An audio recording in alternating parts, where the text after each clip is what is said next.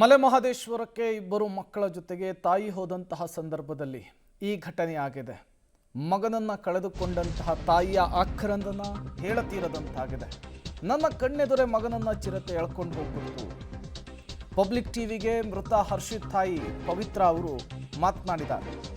ಅರಣ್ಯ ಇಲಾಖೆಯವರು ಚಿರತೆ ಇದೆ ಅಂಥೇಳಿ ಮೊದಲು ಹೇಳಲೇ ಇಲ್ಲ, ಎಚ್ಚರಿಸಬೇಕಿತ್ತು, ಅವರನ್ನು ಮಾಡಲೇ ಇಲ್ಲ. ಚಿರತೆ ಇದೆ ಅಂಥೇಳಿ ಒಂದು ಬೋರ್ಡ್ ಕೂಡ ಹಾಕಿಲ್ಲ ಇವರು. ಸಂಜೆ 6:30 ಘಟನೆ ಆಗಿದೆ. ಅಧಿಕಾರಿಗಳು ರಾತ್ರಿ 10 ಗಂಟೆಗೆ ಬಂದಿದ್ದಾರಂತೆ. ಆಗ ನನ್ನ ಮಗನ ಮುಖವನ್ನು ತೋರಿಸಿದ್ರು ಅಂಥೇಳಿ, ಅಧಿಕಾರಿಗಳ ನಿರ್ಲಕ್ಷ್ಯವೇ ನನ್ನ ಮಗನ ಸಾವಿಗೆ ಕಾರಣ ಅಂಥೇಳಿ ತಾಯಿ ಆಕ್ರೋಶವನ್ನು ಹೊರಹಾಕಿದ್ದಾರೆ.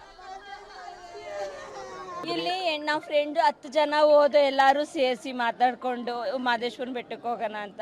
ಇಲ್ಲಿಂದ 8 ಗಂಟೆಗೆ ಬಿಟ್ಟೆ. ಅಲ್ಲಿ 9 ಗಂಟೆಗೆ ಬಸ್ ಹತ್ತೋ ಸ್ಯಾಟಲೈಟಿಗೆ ಹೋದೋ.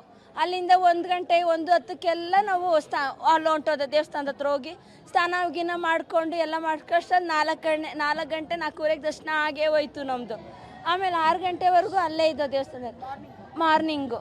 ಆಮೇಲೆ ಇವತ್ತು ಬೆಳಗ್ಗೆ ಮಾರ್ನಿಂಗ್ ಸರಿ ಆಯಿತು ಅಂದ್ಬಿಟ್ಟು ಅಲ್ಲಿಲ್ಲ ಇನ್ನೊಂದು ದೇವಸ್ಥಾನ ಹತ್ರ ಕಾಲ್ ರೋಡಲ್ಲೂ ಅಲ್ಲಿ ಕೇಳಿದು ಎಷ್ಟು ಗಾಡೀಲಿ ಅಂತ. ಅವ್ರೇನಂದ್ರು ಟಿಟಿಲೋ ಗಾಡೀಲಿ ಹೋಗೋರಿಗೆ 100 ರೂಪಾಯಿ ಕೊಡಬೇಕು, ಇವ್ರಿಗೆ ಇರ್ತಾರಲ್ಲ ಗಾರ್ಡನ್ ಅವ್ರಿಗೆಲ್ಲ 200 ರೂಪಾಯಿ ಕೊಡಬೇಕು ಅಂದರು.